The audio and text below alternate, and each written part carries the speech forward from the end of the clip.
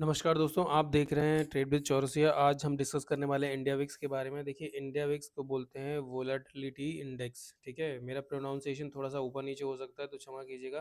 देखिए, इस वीडियो को पूरा देखिएगा। मैं आपको सिर्फ 3 बातें इंडिया विक्स के बारे में समझा दूँगा, आपको इतने अच्छे तरीके से समझ में आ जाएगा। आपको कोई फैंसी फ़ॉर्मूला नहीं रटना है, कुछ फैंसी इंग्लिश में वर्ड नहीं रटना है, ठीक है? इंडिया विक्स को सिखाने जा रहा हूँ और ये निफ्टी की रेंज कैसी रहने वाली है, उसके बारे में बताता है। देखिए, इस वीडियो में मैं आपको सिखाने जा रहा हूँ कि कल निफ्टी कौन-सी रेंज में रहेगा। 1 साल, 1 मंथ, 1 वीक, 1 डे, किस रेंज में कहाँ जा सकती है। आप लोग चौंक गए ना? भाई चौंकिए, चौंकने वाली बात है, क्योंकि ये पॉसिबल है, ऐसा हो सकता है। ऐसे तो लोग सोचेंगे भई ऐसे तो ऑपरेटर मार्केट को मैनिपुलेट कर लेंगे, बट लेकिन क्या होता है ना भाई, ऐसा होता नहीं है। देखिए, इंडिया विक्स आपसे ना बहुत कुछ कहना चाहता है, इसलिए इंडिया विक्स को समझना बहुत ज़रूरी होता है। बायर और सेलर के लिए तब कब बाइंग करनी है, कब सेलिंग नहीं करनी है, ये सब चीज़ें आपको इंडिया विक्स से पता चलती है, ठीक है? अब ये इंडिया विक्स होता क्या चीज़ है? इंडिया विक्स निफ्टी की ऑप्शन प्राइस को यूज़ करके निकाला जाता है। ये सिर्फ़ निफ्टी की वोलाटिलिटी को दर्शाता है, वोलेटिलिटी, ठीक है?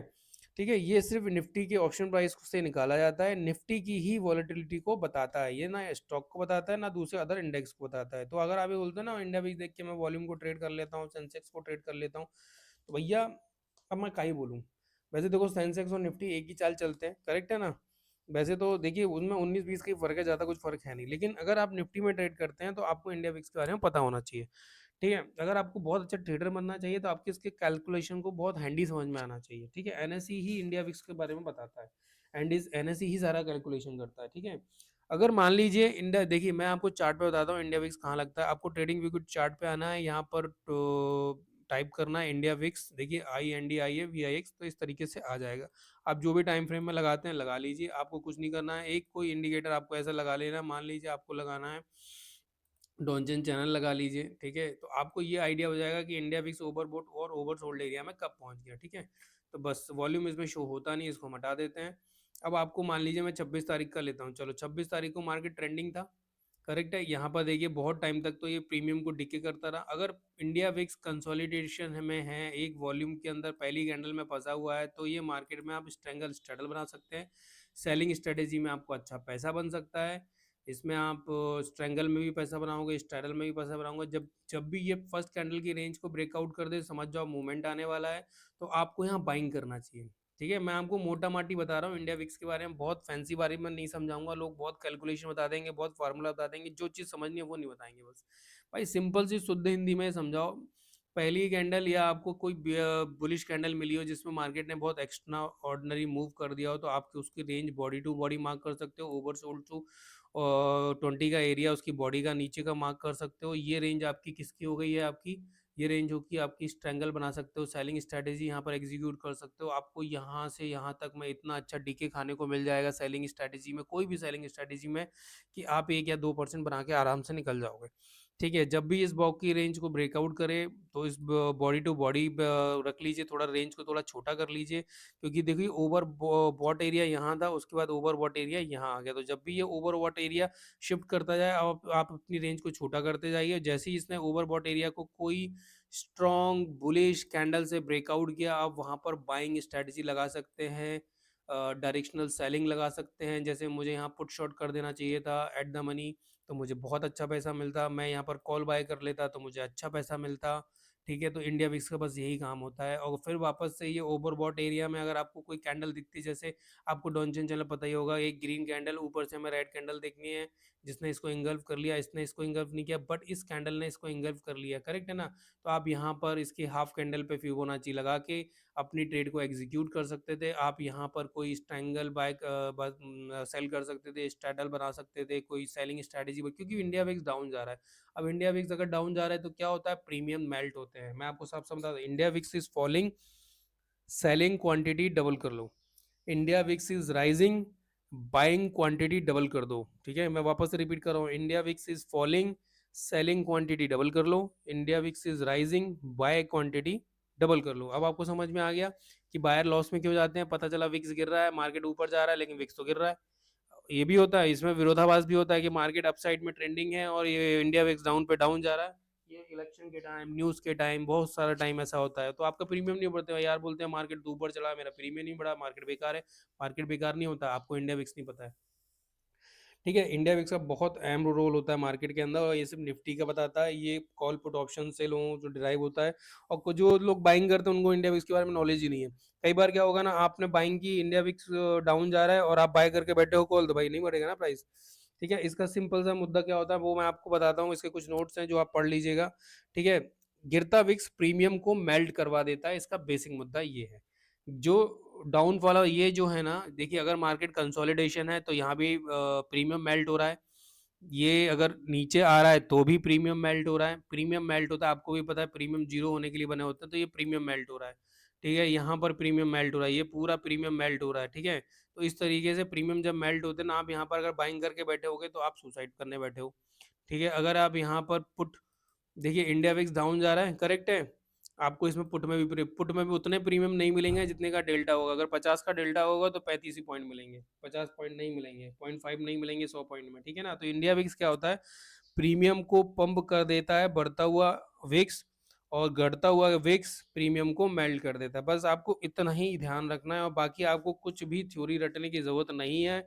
एक ऐसी थ्योरी मैं आपको बता रहा हूँ जिसमें आपको किसी भी मैं आपको ऐसी थ्योरी बता रहा हूँ जिसमें आपको कुछ भी रट्टा मारने की जरूरत नहीं है। आपको सिर्फ इंडिया विक्स को परफॉर्मेंस को देखना है, किस तरीके से काम कर सकता है, और उससे ज़्यादा बस कुछ नहीं है। अब मैं आपको नोट्स पे ले चलता हूँ, इसमें मैं आपको सिर्फ एक ही मुद्दा समझाने की कोशिश करूंगा। देखिए इंडिया विक्स क्या है समझ गए आप, ये निफ्टी की वोलेटिलिटी को बताता है।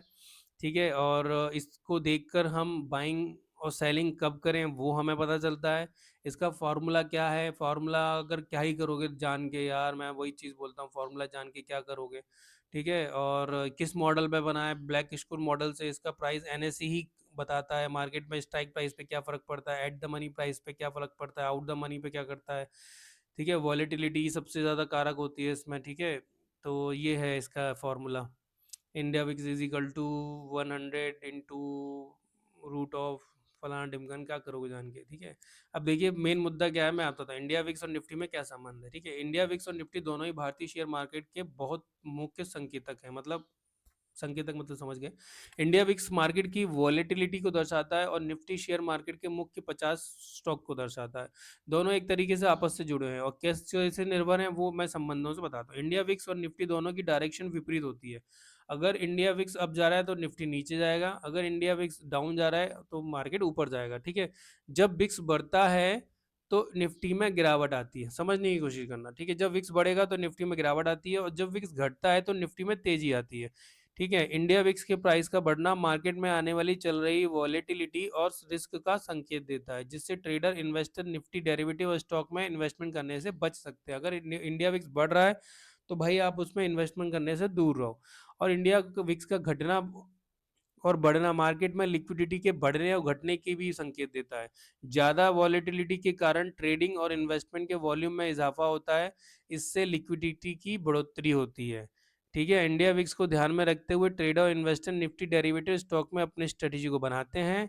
ज़्यादा विक्स में इन्वेस्टर कम रिस्क की स्ट्रेटेजी बनाते हैं, और कम विक्स में ज़्यादा रिस्क की इंटरेस्ट है। देखो जितना ज़्यादा रिस्क होगा उतना प्रॉफिट होगा, जितना कम रिस्क होगा उतना कम प्रॉफिट होगा। ये आपको समानता को समझना पड़ेगा। ठीक है, अब इंडिया विक्स को 30 दिन की, देखिए ये शेयर मार्केट में अगले 30 दिनों में होने वाली वॉलेटिलिटी को दर्शाता है इंडिया विक्स, करेक्ट है। और इसके बारे में अगर आप, मैं सीधा सिंपल सा, देखिए मैं इनके बारे में बोलूँ, आपको क्या बोलूँ, निष्कर्ष मैं आपको बता देता हूँ क्या है निष्कर्ष। हमें क्या ध्यान रखना, अगर इंडिया विक्स ऊपर जा रहा है मार्केट नीचे जाएगा, कॉल पुट ऑप्शन ऊपर बढ़ेंगे। कॉल तो ऊपर जाएगा ही जाएगा, पुट का प्रीमियम मेल्ट नहीं होगा। ठीक है, अगर इंडिया विक्स नीचे जा रहा है तो मार्केट ऊपर जाएगा, कॉल पुट के प्रीमियम भी मेल्ट होंगे, करेक्ट है। तो यहाँ पर हमें जब इंडिया विक्स नीचे जा रहा है तो सेलिंग करना चाहिए, इंडिया विक्स ऊपर जा रहा है तो हमें बाइंग करना चाहिए। बस इतना ही आपको ध्यान रखना, इसके अलावा आपको कुछ चीज ध्यान नहीं रखनी है। ठीक है, गिरता विक्स प्रीमियम को मेल्ट कर देता है, ऑप्शन सेलिंग बहुत अच्छे से पैसा बना के देगी, ओटीएम एटीएम आईटीएम सब बड़ा पैसा बना के देंगे। बढ़ता विक्स प्रीमियम को पंप करता है, मतलब आप ऑप्शन बाइंग कर सकते हो। तो आपको कुछ नहीं करना है, चार्ट पे आना है, इंडिया विक्स पे एक डॉनचेन चैनल को लगाना है, और उसको ऑब्जर्व करना है, करेक्ट है। कोई भी टाइम फ्रेम आप ले सकते हो, जैसे ये था, ये हैमर बना, आपको यहाँ कुछ नहीं करना था, एक बॉक्स बनाना था पहली कैंडल पे, करेक्ट है। अब आपको ये पता है कि इस बॉक्स में रहेगा, मुझे सेल करना है, इस बॉक्स के ऊपर जाएगा, मुझे क्या करना है, बताइए, आप बताइए। बढ़ता विक्स प्रीमियम को पंप करता है, आपको बाइंग करनी है। जब ये इस बॉक्स के नीचे, इस बॉक्स के नीचे अंदर रहेगा, आपको बहुत अच्छा डीके मिलेगा। इसके नीचे चला जाएगा तो और अच्छा डीके मिलेगा, ठीक है। समझ गए। पहली कैंडल के ऊपर अगर जा रहा है, अप ट्रेंड में है, तो आप बाइंग कीजिए। डाउन ट्रेंड जा रहा है तो आप इसमें सेलिंग कीजिए। और अगर कहीं नहीं जा रहा है तो भी आप सेलिंग कर सकते हैं, तब भी पैसा सेलिंग में बनेगा। ठीक है। तो बाइंग आपको दो टाइम में, जब इंडिया विक्स सिर्फ एक ही टाइम में पैसा, बाइंग में पैसा सिर्फ एक ही टाइम में बनता है जब मार्केट ऊपर जाता है, इंडिया विक्स ऊपर जाता है, सॉरी। सिर्फ इंडिया विक्स ऊपर जाएगा, बाइंग में यहाँ पैसा बनेगा, यहाँ आपके बाइंग में ऐसी की तैसी हो जाएगी, यहाँ बाइंग में आपकी ऐसी की तैसी हो जाएगी। यहाँ पुट प्रीमियम भी मेल्ट होगा, ध्यान रखिएगा। पुट प्रीमियम बढ़ेगा, डेल्टा अगर 0.5 है तो 0.5 के हिसाब से नहीं बढ़ेगा, वो इंडिया विक्स का इफेक्ट पड़ेगा। 0.4 या 0.35 के हिसाब से आपको इसमें पैसा मिलेगा। फिर आप बोलोगे मार्केट बेकार है, मैंने तो लिया था, मार्केट नीचे गया, मुझे पैसा नहीं मिला, ये फ्रॉड है। आप एनएससी को गाली दोगे, आप बीएससी को गाली दोगे, सबको गाली दोगे। ठीक है। तो इंडिया विक्स को समझना बहुत जरूरी है। मेन मोटी बुद्धि बुद्धि में तो यही समझाया मैंने भाई आपको। भैया मैं तो जो समझने की कोशिश करता हूँ ये सारे है कि इंडिया विक्स ऊपर जा रहा है तो मार्केट नीचे जाना चाहिए। और अगर ये मार्केट भी ऊपर जा रहा है तो समझो दया कुछ गड़बड़ है। करेक्ट है ना, कुछ गड़बड़ है, कुछ बड़ा कुछ होने वाला है। अगर इंडिया विक्स और मार्केट में ये कॉम्बिनेशन नहीं है तो आप समझ लो कुछ गड़बड़ होने वाली है, कुछ बड़ी न्यूज़ आने वाली है या बड़ी न्यूज़ आ चुकी है। मार्केट अब बहुत ज़्यादा वॉलेटाइल होने वाला है। ठीक है। तो इंडिया विक्स ऊपर जाता है, मार्केट नीचे जाता है, कॉल पुट ऑप्शन बढ़ते हैं, पंप होते हैं। अगर इंडिया विक्स नीचे जा रहा है, मार्केट अपसाइड जा रहा है, तो कॉल पुट के ऑप्शन घटते हैं। ठीक है। चलिए इस वीडियो को हम यहीं खत्म करते हैं। यही इसका सार है इंडिया विक्स का। ये सिर्फ निफ्टी की वॉलेटिलिटी को दर्शाता है। भाई वॉलेटिलिटी मैं बोल भी नहीं पा रहा हूँ। ठीक है। चलो, बाय।